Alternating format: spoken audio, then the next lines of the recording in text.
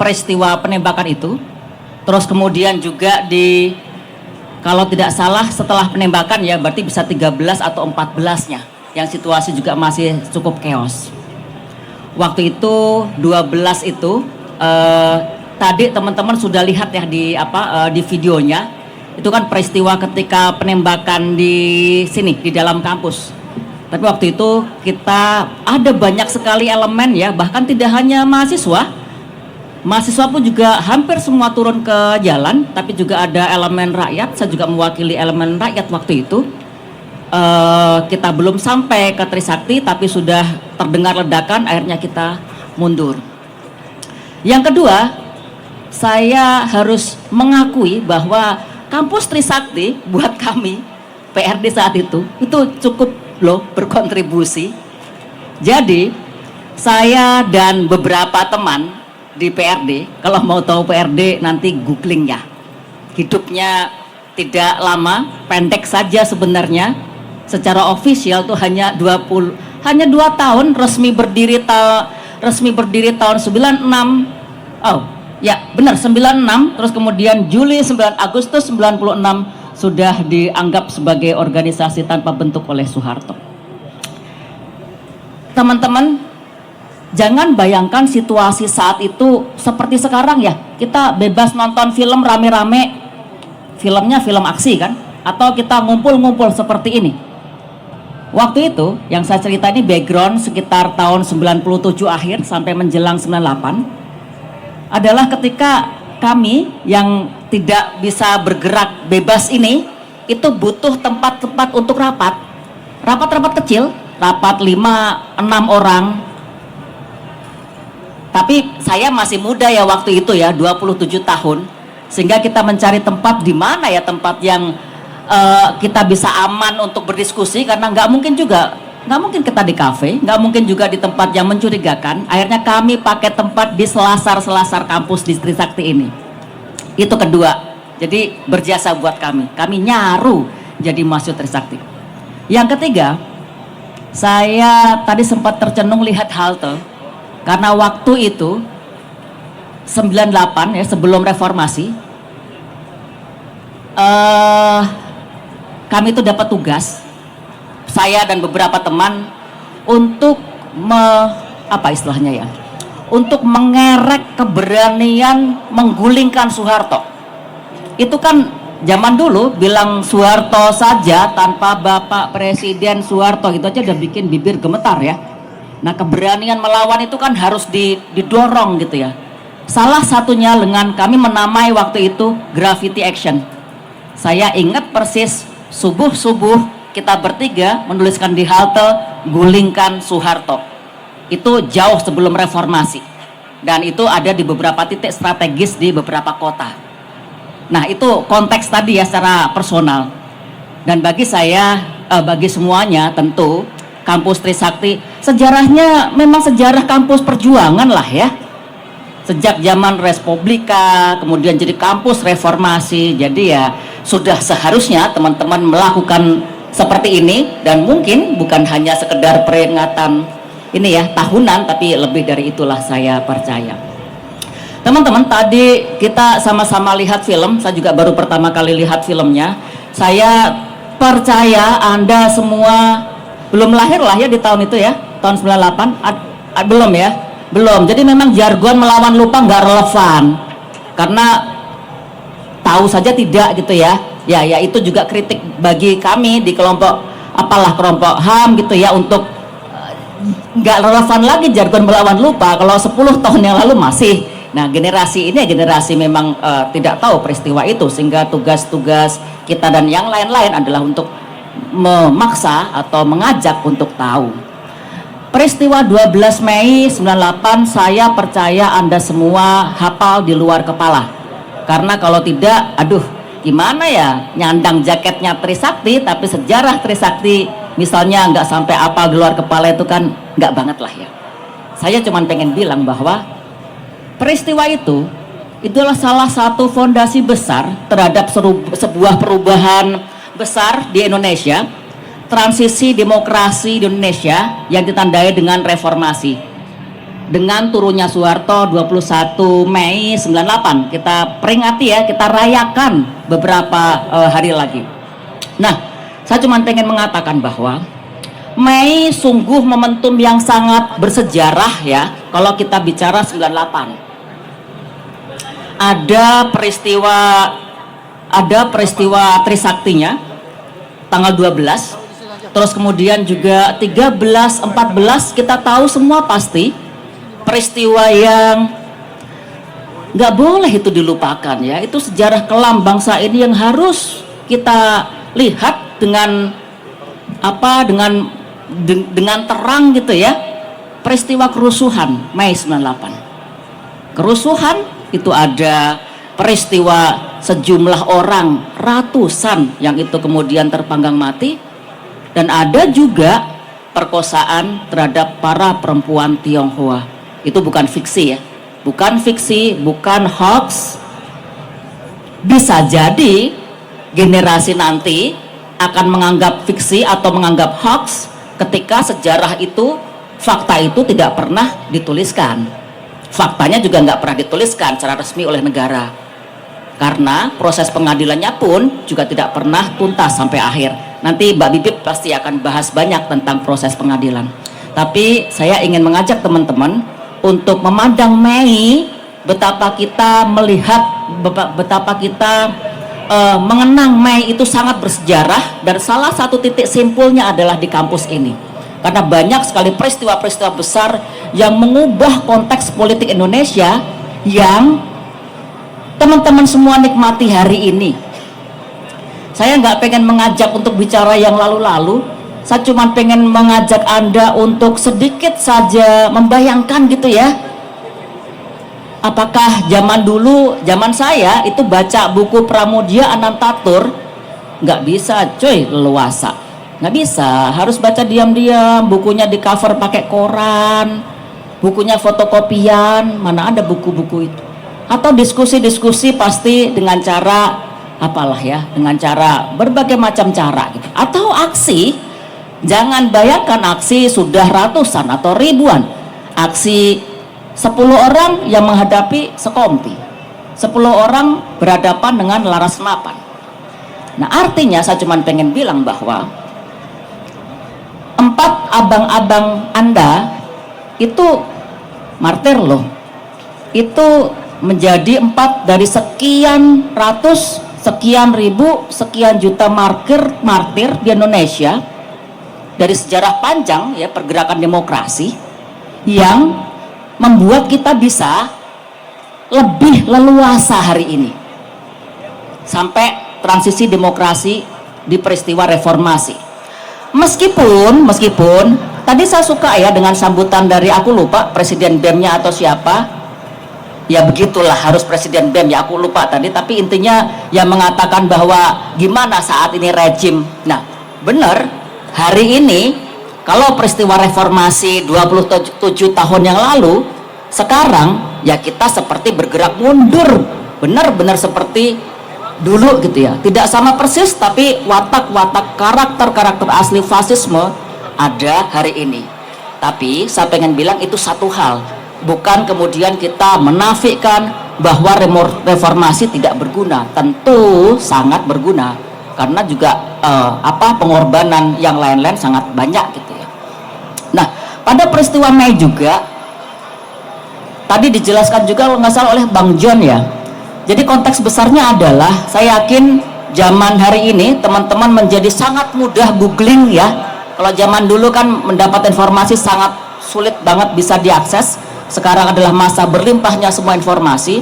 Saya memesan bahwa ya sejarah bangsa ini Anda harus tahu di luar kepala gitu ya. Harus dikuliti benar-benar, meskipun itu hitam kelam, meskipun itu penuh jelaga, agar Anda semua kenal bangsa Anda, negara Anda gitu.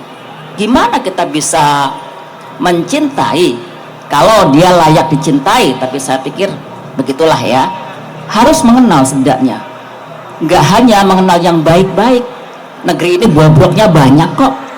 Kalau kita mau bicara tentang sejarah pelanggaran HAM ya, Anda hari ini coba harus bacalah ya Laut Bercerita.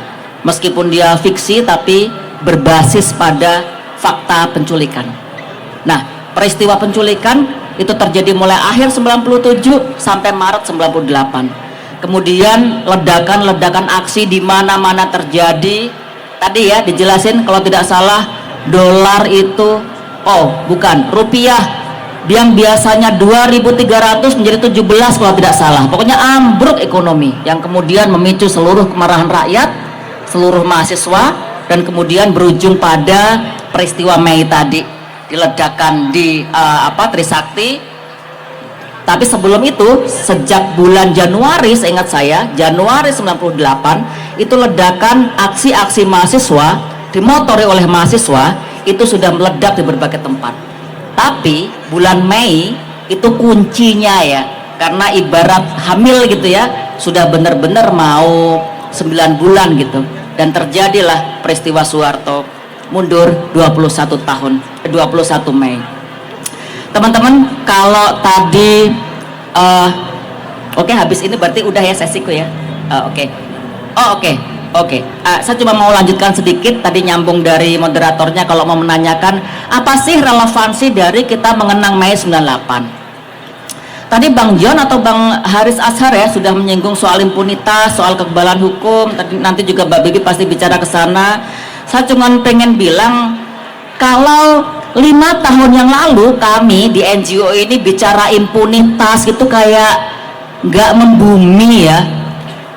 Kenapa kita harus bicara tentang HAM kepada anak muda? Karena kita harus melawan impunitas, mencegah keberulangan. Seperti itu. 5 tahun lalu saya masih menangkap itu kata-kata yang nggak mengawang-awang ya. Tapi hari ini kok tidak. Setelah pemilu kemarin, itu benar-benar impunitas itu ya hadir di depan mata Anda, dalam hidup Anda hari ini. Kita dipimpin oleh presiden yang dia tuh masuk namanya dalam daftar pemeriksaan dalam kasus penculikan aktivis, dipanggil Komnas HAM nggak pernah datang. Penjahat kemanusiaan. Sampai sekarang ya kami, karena beberapa kawan yang masih hilang juga bagian dari kawan saya, ya tetap dia adalah penjahat kemanusiaan. Bisa loh penjahat kemanusiaan jadi presiden. Kita mau nutup mata apa bicara soal keberulangan? Belum kalau kita bicara soal deretan peristiwa-peristiwa ya, penangkapan aktivis, teror ini. Oke, selamat datang Orde Baru. Dan tugas Anda semua ya, karena Anda ini tertakdir untuk kuliah di kampus Trisakti, kampusnya Respublika, kampus yang dibangun oleh Baperki saat itu, diresmikan namanya Trisakti itu oleh Soekarno loh. Terus kemudian juga kampus reformasi. Sehingga ya jangan salahkan kalau saya berharap cukup banyak bahwa hari ini adalah tugas Anda semua untuk melanjutkanlah ya yang dilakukan oleh tadi ada 4 abang-abang kalian ini. Dan sekarang saya percaya ada ratusan teman-teman di sini nggak akan kok melupakan peristiwa itu, tetap akan lanjutkan perjuangannya karena rejim Orde Baru, neo Orde Baru benar-benar sudah di depan mata kita. Ya gitu aja. Baik, terima kasih penjelasan dan juga pencerdasan yang sekiranya bisa mematangkan pemikiran kita akan mengenang tragedi Trisakti 12 Mei 1998 sebagai peringatan daripada 27 tahun yang lalu 4 korban abang-abang kita mati menjadi martir dari korban. Saya berdiri ya, soalnya orangnya banyak.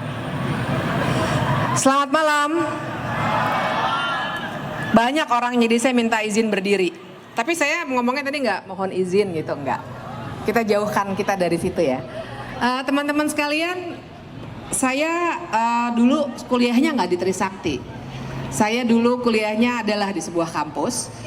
Jadi malam ini saya justru mau memulai apa yang ingin saya sampaikan dengan bertanya dulu ke teman-teman yang punya kampus ini. Kalau Bang Jonjon juga yang punya kampus ini karena dia alumnus. Kalau saya kayaknya minoritas nih. Saya bukan alumnus dari sini. Siapa di sini yang kemarin Boleh pas Indonesia gelap, boleh pas peringatan darurat, boleh pas RUTNI. Siapa di sini yang ikut demo? Boleh tunjuk tangan nggak? Saya mau lihat aja. Orangnya banyak soalnya nih, jadi saya harus mengenali. Banyak ya? Alhamdulillah, puji Tuhan. Oke. Ada yang dapat kekerasan nggak waktu demonstrasi? Ada. Oke. Kenapa sih demo? FOMO atau tergerak? Siapa yang memang tergerak? Keren, keren. Terima kasih. Satu lagi ya pertanyaan saya ya.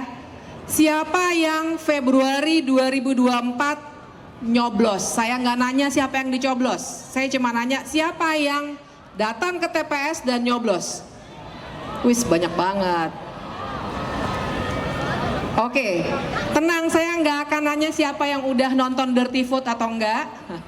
Tapi saya mau nanya, siapa yang sekarang menyesal sudah mencoblos yang ia coblos? Banyak nggak? Tenang aja, karena orangnya banyak, saya nggak akan ngetes satu-satu kok.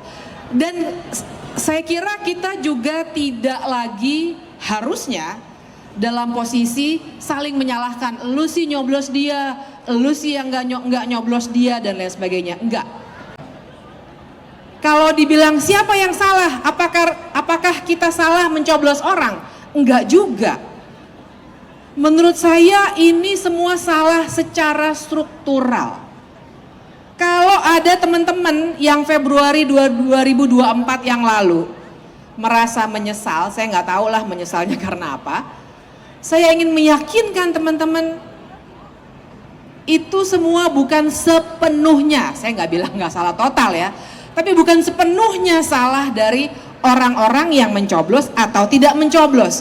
Karena persoalan di negara ini adalah persoalan struktural. Teman-teman tahu apa artinya struktural nggak? Ketika semuanya terkait, saling terkait dalam sebuah sistem. Kenapa sebuah sistem itu terbentuk? Kenapa sistem yang merusak ini, yang mungkin bikin teman-teman bayar kuliahnya mahal, ya memang sekolah swasta, tapi sekarang sekolah negeri juga mahal. Kenapa kita semua harus bayar sekolah mahal? Anak-anak kami juga bayar sekolahnya mahal untuk dapat pendidikan berkualitas. Kenapa untuk dapat pelayanan kesehatan yang bermutu mahal? Bahkan untuk beli air yang di bawah kita ini banyak, yang kadang-kadang kita benci kalau lagi hujan kita kebanjiran. Kalau kita mau minum kita harus beli. Teman-teman kalau nggak usah jauh-jauh ke Amerika, ke Eropa, ke Singapura, minumnya dari mana? Air keran. Kenapa di sini nggak bisa? Di negara lain bisa. Kemana uang pajak kita? Teman-teman, itu bukan salah 1, 2, 3 orang, sistem yang bikin begitu. Makanya malam ini saya nggak akan ngajak teman-teman bernostalgia apa yang terjadi 98 dan seterusnya, walaupun itu tetap perlu, tapi mari bernostalgia secukupnya. Karena saya ingin ngajak teman-teman untuk mengaitkan yang lampau 98, nanti porsinya Bang Jonjon untuk bercerita, dengan sekarang. Apa yang menautkan yang dulu dengan yang sekarang? Justru saya mau bilang yang menautkan adalah masa depan. Teman-teman tahu berapa banyak pengangguran sekarang di Indonesia? Mencemaskan. Teman-teman tahu ketika 3 atau 4 tahun lagi teman-teman lulus, mudah-mudahan lebih cepat, mungkin teman-teman akan susah dapat kerja. Dan ini semua terjadi salah satunya karena negara hukum di negara ini begitu kosong, bobrok. Dan kenapa itu bisa terjadi? Karena ada ketidakpastian hukum, satu. Karena ada ketidakadilan yang bahkan jangankan kita-kita, investor asing mau masuk ke sini, investasi, menaikkan ekonomi, memberikan lapangan kerja buat teman-teman, males. Mendingan ke Vietnam yang hukumnya lebih bisa diukur. Mendingan apalagi ke Singapura, ketaatan hukumnya tinggi. Nah, pertanyaan besarnya kan kenapa tuh negara hukum kita nggak pernah bisa terbangun dari zaman kita merdeka sampai 60-an, sampai 98 dan seterusnya. Salah satunya teman-teman adalah karena kita nggak pernah berhasil menyelesaikan pelanggaran hukum di masa lalu.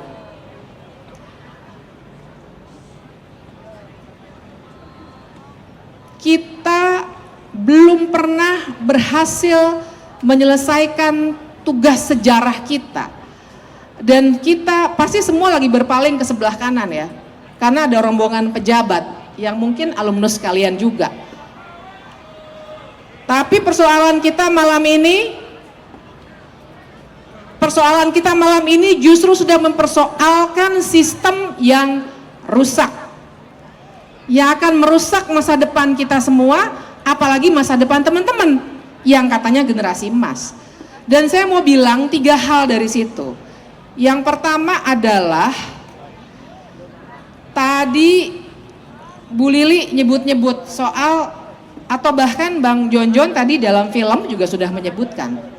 Tapi saya ingin mengafirmasi bahwa kalau kita tidak pernah bisa berhasil menyelesaikan pelanggaran HAM berat masa lalu, apalagi yang terjadi pada tahun 98 yang malam ini kita peringati, percayalah negara hukum tidak akan pernah terbentuk di negara ini. Teman-teman, negara hukum bukan sekedar dibangun oleh jajaran pejabat, bukan dibangun oleh mobil-mobil mewah, bukan dibangun oleh gedung-gedung tinggi dan banyaknya orang berseragam. Negara hukum berdiri di atas suatu keadilan yang diberikan oleh negara, keadilan yang akuntabel, termasuk untuk bisa membawa orang-orang yang bersalah secara hukum meskipun ia pejabat, dan itu yang kita belum punya. Bagaimana logikanya? Kenapa negara hukum gak bisa terbangun kalau masih ada pelanggaran HAM berat masa lalu yang tidak dibawa ke ranah yudisial? Karena artinya tadi Bu Lili sempat nyinggung-nyinggung impunitas ya. Kalau kalian memperhatikan, ini crowdnya segini gede, saya khawatir nggak semuanya sebenarnya mendengarkan apa yang tadi disampaikan. Tapi izinkan saya sedikit mengulang. Bu Lili tadi bilang satu kata kunci, apa tuh? Kalau ada yang ingat, impunitas. Yaitu ketika pelanggaran-pelanggaran hukum dibiarkan bahkan dilindungi, karena orang-orang yang melanggar hukum dan melakukan pelanggaran HAM berat itu punya kekuasaan. Nah teman-teman, kalau impunitas ini terus-menerus berjalan, jaringan yang merusak hukum nggak akan pernah runtuh. Makanya kalau teman-teman sampai sekarang melihat korupsi di pengadilan, melihat banyaknya korupsi-korupsi baru, melihat apalagi sih yang lagi bikin resah, Fakultas Hukum di mana Fakultas Hukum? Oh paling ujung. Oh sebelah sana. Oh jauh ngobrolnya. Yang paling bikin sedih semuanya teman-teman, karena hukum itu yang paling kelihatan kan. Itu terjadi karena pengadilan kita nggak pernah dibangun berdasarkan prinsip negara hukum yang kuat. Itu satu. Yang kedua, saya juga ingin mengingatkan teman-teman, justru karena kita belum berhasil mengorek itu semua secara yudisial, maka peristiwa itu jangan pernah dihapus dari sejarah. Teman-teman tahu sekarang sedang ada penulisan ulang sejarah Indonesia. Pada tahu nggak? Deg-degan nggak sih? Kalau saya deg-degan. Deg-degan. Jangan-jangan yang terjadi di sini 27 tahun yang lalu akan hilang. Soalnya bukan cuma mendelete ya, zaman sekarang gampang banget, copy, delete gitu ya, blok terus delete dan seterusnya. Bukan cuma itu. Soalnya adalah yang memberikan fondasi bagi apa yang kita punya sekarang. Kita punya kebebasan berekspresi yang sekarang lagi dirusak. Kita punya kebebasan berpendapat yang sekarang lagi diganggu. Kita punya Mahkamah Konstitusi yang dicoba terus diobok-obok sampai menghasilkan putusan yang mengizinkan seorang yang punya hubungan nepotisme sebenarnya bisa jadi wakil presiden.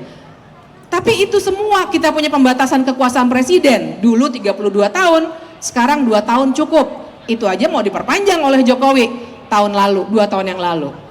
Tapi itu semua teman-teman, landasannya, ibaratnya panggung ini nih, landasannya adalah apa yang terjadi pada Mei 1998.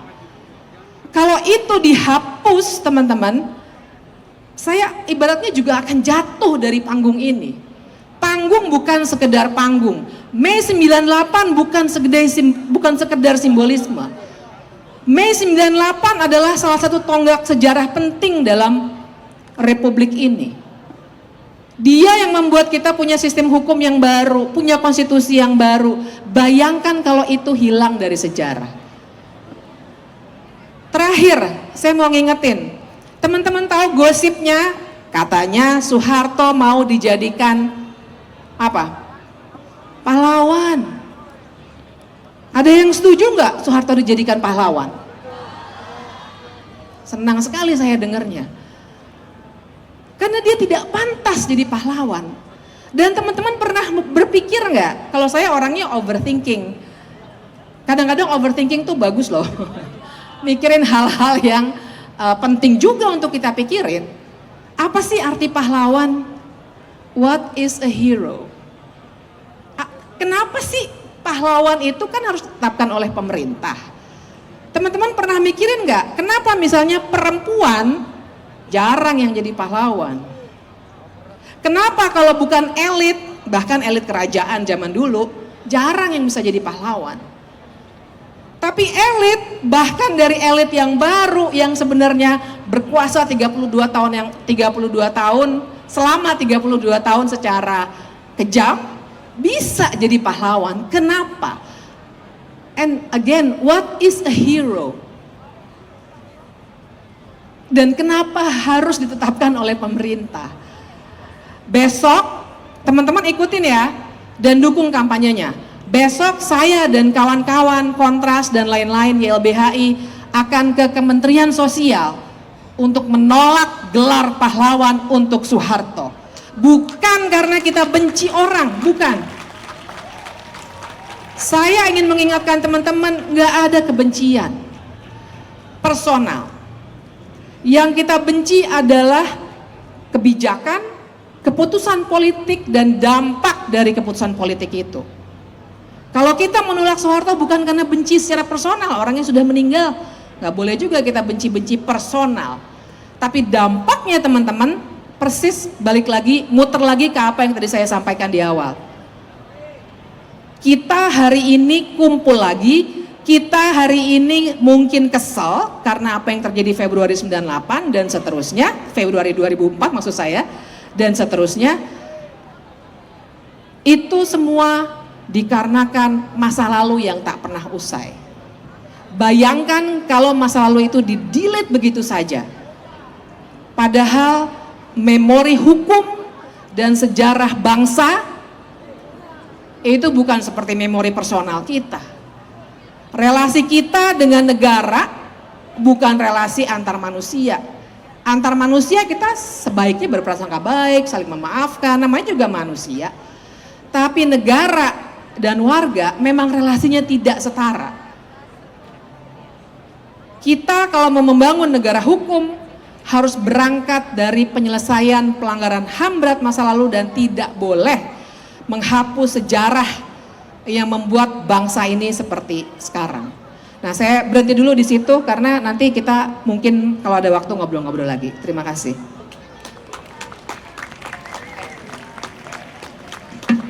Baik, terima kasih atas pencerdasan dan diskusi yang dibimbing atau dilakukan oleh Mbak Bivitri Susanti. Kemudian kita langsung saja persilahkan untuk Bang John Muhammad. Beliau merupakan alumni Trisakti jurusan Teknik Sipil dan merupakan koordinator lapangan pada aksi massa 12 Mei 1998. Mungkin langsung dijelaskan dan dipaparkan, Bang.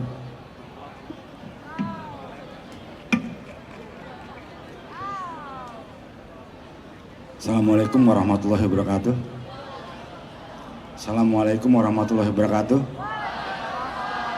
Selamat malam. Selamat malam semua. Selamat malam teman-teman panitia, selamat malam buat para pimpinan kampus, para pejabat kampus. Selamat malam buat teman-teman alumni yang hadir datang ke sini untuk mengenang kembali atau mungkin mengkalibrasi hari ini apakah dia masih sama dengan yang 27 tahun yang lalu atau dia berubah, telah menjadi orang yang betul-betul berubah dari tahun yang 27 tahun yang lalu. Hari ini setelah 27 tahun, hampir 30 tahun, kita perlu mengukur kembali apakah negara ini dalam posisi yang sedang maju, posisi yang sangat progresif, baik-baik saja, atau sama sekali tidak. Kita sedang, ini saat yang tepat, malam ini saat yang pas, cocok buat kita semua untuk melihat kembali, dan tidak perlu Anda hidup di 30 tahun yang lalu untuk menguji, ya, untuk memeriksa apakah negara ini baik-baik saja. Anda tidak perlu lahir, hidup di tahun 1998. Anda cukup bandingkan saja. Apakah hari ini kalian mendapatkan kemerdekaan yang kalian impikan, yang Soekarno cita-citakan? Apakah kalian mendapatkan itu? Apakah kalian mendapatkan itu? Saya nggak jelas. Kalian mendapatkan atau tidak? Saya tanya jawab. Saya tanya dan tolong jawab bersama. Apakah hari ini kalian mendapatkan kemerdekaan yang kalian inginkan, yang dicita-citakan Soekarno? Oke. Sekarang pertanyaannya, justru saya akan lemparkan pada kalian. Kemerdekaan apa yang kalian bayangkan? Kadang-kadang kita menyampaikan aspirasi, tapi kita nggak tahu apa yang kita bayangkan. Kita ngomong tragedi Trisakti, kita membayangkannya 4 orang mahasiswa tewas, puluhan orang terluka karena ditembak, luka parah berarti ya, ratusan orang terluka, ya macam-macam. Ada yang bilang 12 Mei dalam sudut pandang tertentu hanya insiden biasa antara aparat dengan mahasiswa, ada kesalahan prosedur dalam penanganan demonstrasi. Tapi ada yang bilang 12 Mei Trisakti menjadi pemicu dari perubahan hingga hari ini. Pertanyaannya, apakah kita memandangnya dengan cara yang sama? Buat saya ada banyak cara pandang. Tadi Mbak Lili udah menyampaikan bagaimana kasus Trisakti tidak boleh berdiri sendiri. Dia harus terkait dengan kasus-kasus lain. Dengan kasus Semanggi 1, Semanggi 2, benang merahnya apa sih? Ada yang tahu nggak? Apa benang merah kasus Trisakti dengan Semanggi 1, Semanggi 2? Semanggi 1 tahun 98, 10 November. Semanggi 2 September 99. Apa benang merahnya? Benang merahnya semua pemuda, anak muda, mahasiswa dibungkam. Jadi kalau Anda periksa dokumen Trisakti Semanggi 1, Semanggi 2, itu bukan hanya kasus Trisakti saja, bukan hanya kasus Semanggi, ya ada banyak macam universitas, bukan hanya kasus Semanggi 2 yang meninggal Yunhap, anak Universitas Indonesia, tapi ada banyak kasus-kasus kekerasan terhadap mahasiswa. Sejak 98 ada berapa banyak kasus yang diterita oleh mahasiswa? Banyak Mas. Yang ditangkap banyak Mas. Yang meninggal banyak Mas. Sekarang saya bertanya, dengan cerita tadi, dengan pengandaian tadi, dengan bukti dan fakta tadi, apakah kita pantas menyatakan bahwa kemerdekaan hari ini lebih baik dari kemerdekaan tahun 98 yang dianggap memicu perubahan? Jawab. Apakah kita lebih baik? Apakah kita lebih baik? Karena ada yang bilang tidak baik, ada yang bilang nggak tahu. Tapi poinnya adalah kita belum baik. Alat ukurnya itu.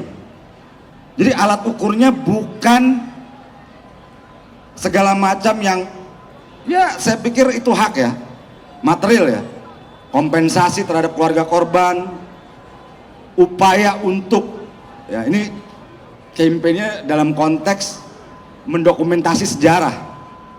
Jadi Anda harus ingat bahwa ketika ada orang mengupayakan, mengabadikan satu peristiwa dengan melalui ini Monumen Reformasi ini, saya dulu SC-nya nih, karena saya dari arsitek, jadi saya steering komitenya. Ini cara kita untuk mengenang, mengupayakan bahwa peristiwa itu ada, bukan bohong-bohong, bukan hoax. Ada titik di mana Elang, Hafidin, Hendriawansyah, Heri Hartanto ditembak di situ, tewas di tempat. Itu bukti kalau itu terjadi.